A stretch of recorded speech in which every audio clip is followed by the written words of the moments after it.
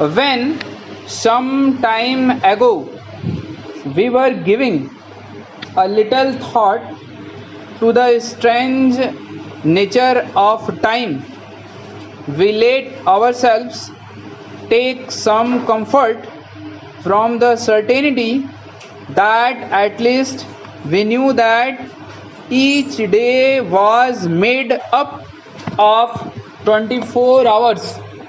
A day, we lightly stated, had in it just 24 hours, never 23 and never 25.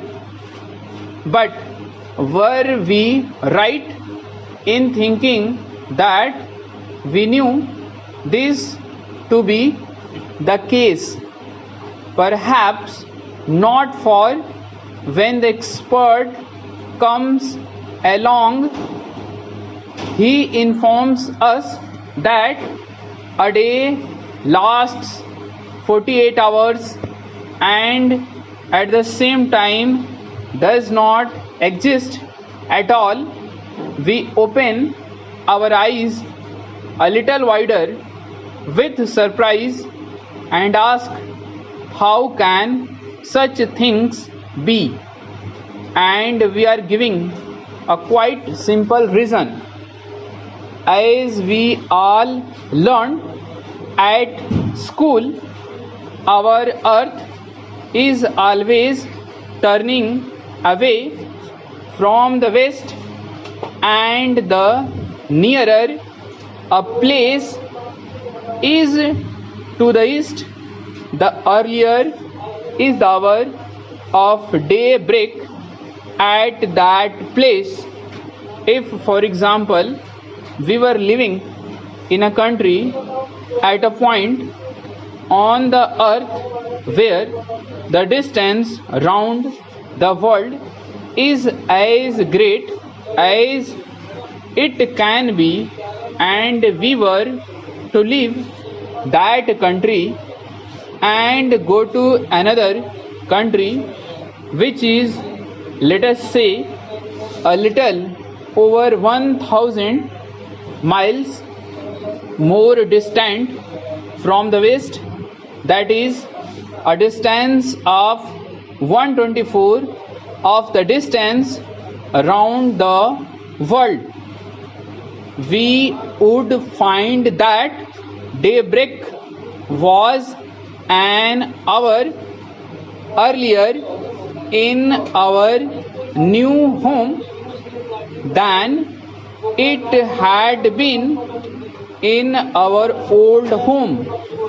If we moved only 500 miles towards the east, we would find the difference to be only half an hour, and if we moved only 50 miles, we would find the difference to be as little as 3 minutes. If we look at a table of lightning up times, we note that these times differ widely for different parts of the same country.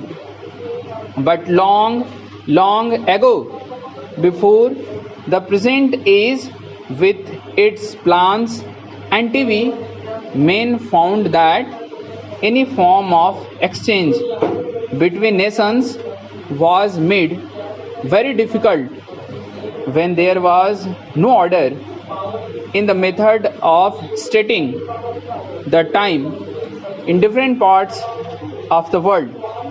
So, to make it possible for anyone in any part of the world to know just what time it was in any other part of the world, the following course was agreed upon. Man had already cut up the day into 24 hours, and he now agreed to cut up the earth into 24 divisions.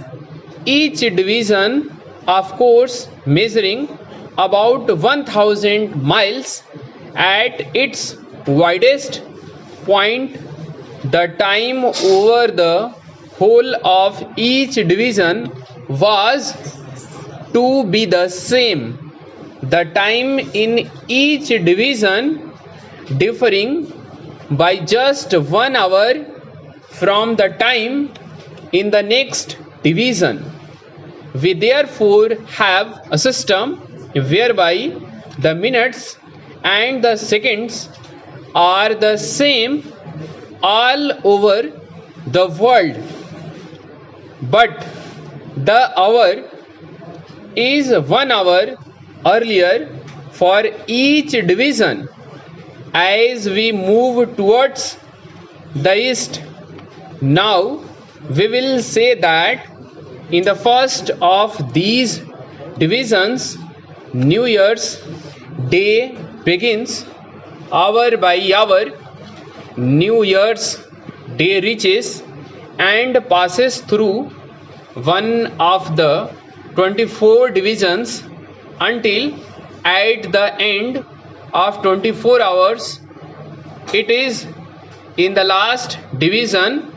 By that time the day is coming to an end in the first division, and the 2nd of January is beginning, but the last division too first have its full day, and 24 hours must pass before New Year's Day really comes to an end and dies in the last of 24 divisions.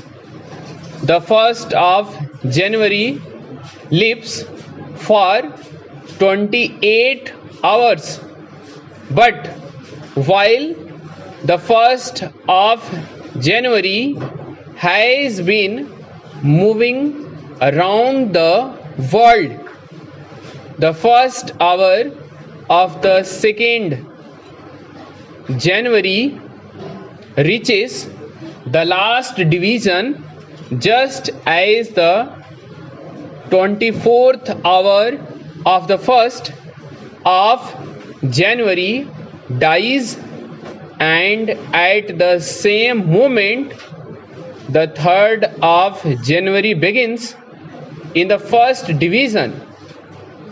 And so we are faced with the strange truth that while a day lasts 24 hours, there is between the 1st and 3rd of January no break at all.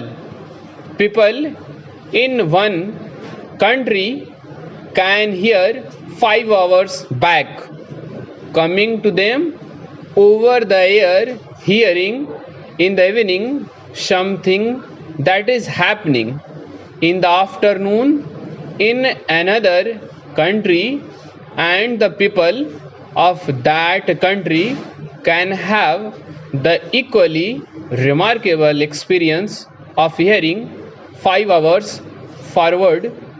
They can hear the people of another country sing the New Year in, while it is for them the early evening of the last day of the old year.